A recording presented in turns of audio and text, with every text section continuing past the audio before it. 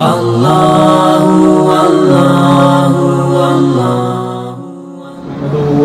علی رسول کریم الصلاۃ والسلام علی رسول اللہ. میرے پیاروں، عید الاضحیٰ کا جو ہے مبارک دن اور بہت مبارک دن شروع ہو گیا ہے. آپ سب کو میری طرف سے بہت بہت دلی عید مبارک ہو. میرے پیاروں، یہ ہمارا اللہ رب العزت اللہ سبحانہ و تعالیٰ کی طرف سے مہمان نوازی کا دن ہوتا ہے. اور یہ عید جو ہے جو اللہ پاک نے ہمیں جو ہے سال کے اندر دو عیدیں عطا فرمائی ہیں. یہ ایک مسلمانوں کے لیے خوشیوں کا دن ہے، خوشی کا دن ہے کہ انسان جو ہے وہ اللہ کے حضور جو ہے مجاہدات کرتا ہے اور اللہ کے لیے عبادات بجا لاتا ہے. تو اللہ ان عبادات بجا لانے کی وجہ سے اللہ اسے خوشیاں عطا فرماتا ہے. اور خوشیوں کی صورت کیا ہوتی ہے؟ خوشیوں کی صورت اللہ رب العزت اللہ سبحانہ و تعالیٰ عید الفطر، رمضان کے بعد عید الفطر عطا فرمایا اللہ سبحانہ و تعالیٰ نے، اور اللہ سبحانہ و تعالیٰ عید الاضحیٰ کی شکل میں ہمیں خوشیاں عطا فرماتا ہے. تو میرے محترم دوستوں، ہمیں جو ہے اس عید کے اندر اور عید الاضحیٰ کے اندر جو ہے خوب بڑھ چڑھ کے جو ہے قربانی کرنی چاہیے. اور خاص کر میں اس بات کا پیغام اور یہ پیغام دینا چاہتا ہوں کہ ان خوشیوں کے دنوں میں جو ہے ہم بالکل اپنے مسلمان بھائیوں کو قطعاً نہ بھولیں. جو ہمارے مسلمان بھائی جہاں جہاں ان پہ ظلم و تشدد ہو رہے ہیں، وہ شام میں ہو، وہ برما میں ہو، خصوصاً برما میں ہو کہ آج کل بہت زیادہ ظلم و ستم کی داستانیں وہاں رقم ہو رہی ہیں اور بہت زیادہ ظلم کے پہاڑ وہاں توڑے جا رہے ہیں. تو اس صورت کے اندر اپنے ان مسلمان بھائیوں کو میرے محترم بالکل نہ بھولیں. میرے پیاروں، بالکل نہ بھولیں.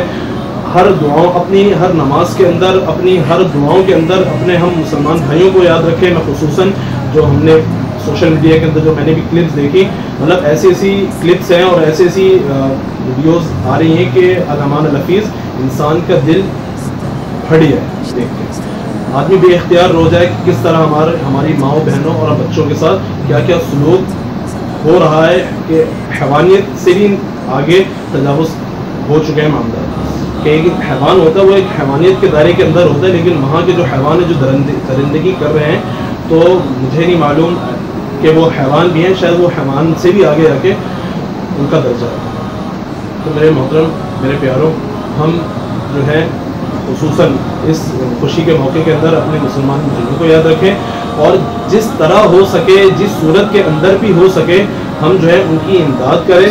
بہت سارے ادارے جب ہمارے یہاں مسلمانوں کے ساتھ سانحات پیش آتے ہیں، وہ شام کی شکل میں ہو، حلب کی شکل میں ہو، حلب کے اندر جو معاملات ہوئے، اور تو ہمارے الحمدللہ پاکستان اور کراچی کے اندر اتنے مستند ادارے ہیں جو ان کی مدد کے لیے گئے، جو ان ملکوں کے اندر ان مسلمانوں کی مدد کے لیے گئے، علماء کرام کی نگرانی، زیر نگرانی کے اندر گئے، اور الحمدللہ بھرپور طریقے سے کراچی والوں نے تعاون کیا اور علماء کی زیر نگرانی یہاں سے خود گئے اور وہاں جا کے بھرپور طریقے سے کام کیا اور ان مسلمانوں کی مدد کی.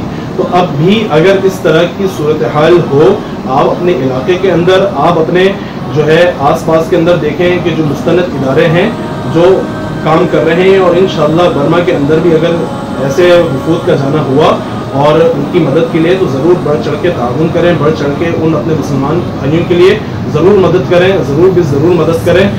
کیونکہ ہم جو ہو سکتا ہے ہم وہ کر سکتے ہیں، ہم سے جو ہوگا وہ ہم کریں گے. تو ہمارے اختیار کے اندر جو چیزیں ہیں ہم اس کا وہ کام ضرور کریں. اب آپ ظاہر سی بات ہے، آپ دیکھیں اگر ہمارا ایک جسم ہے، جسم کے اندر ہمارا کوئی اعضا کٹ گیا ہے، ہمارا ایک جسم ہے، ہمارے جسم کے اندر کوئی اعضا کٹ گیا ہے، تو ہم اس کی بہت زیادہ کوشش اس بات کی کرتے ہیں کہ جو ہے نا ہم اس کی مرہم پٹی کریں، ہم اس کی جو ہے اس کو ڈاکٹر کے پاس لے جائیں، اس کا علاج کریں. اگر ہمیں اس کی تکلیف محسوس ہو رہی ہے تو ہم کریں گے. اگر ہمیں تکلیف محسوس نہیں ہو رہی تو اس کا مطلب یہ کہ ہم بے حس ہو گئے، ہمیں محسوس ہی نہیں ہو رہا، ہمارے اندر ایک ایسی کیفیت آ گئی ہے کہ جو ہے نا اگر ہمارے اعضا کٹے ہیں، ختم ہو جائیں، ہمیں اس کا احساس نہیں ہوگا. تو اس کا مطلب یہ ہو جائے گا کہ ہم تکلیف سے ماورا ہو گئے، ہمارے اندر حسی باقی نہیں رہا. تو ہمارا یہ پورا جسم، ہماری امت مسلمہ ایک پورے جسم کی مانند ہے.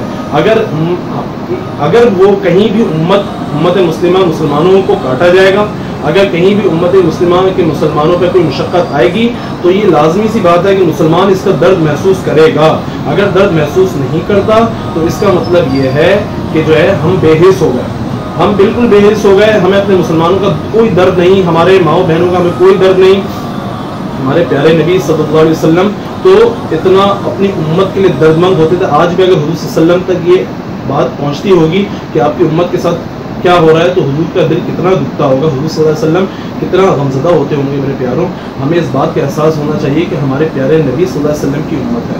हमारे प्यारे नबी जिस उम्मत के लिए रोया करते थे, आज उस उम्मत को काटा जा रहा है, उस उम्मत को ख़त्म किया जा रहा है।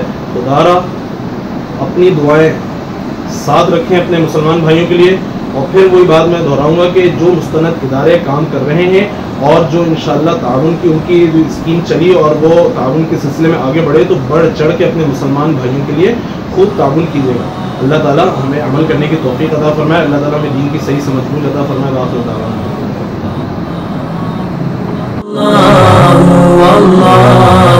अल्लाह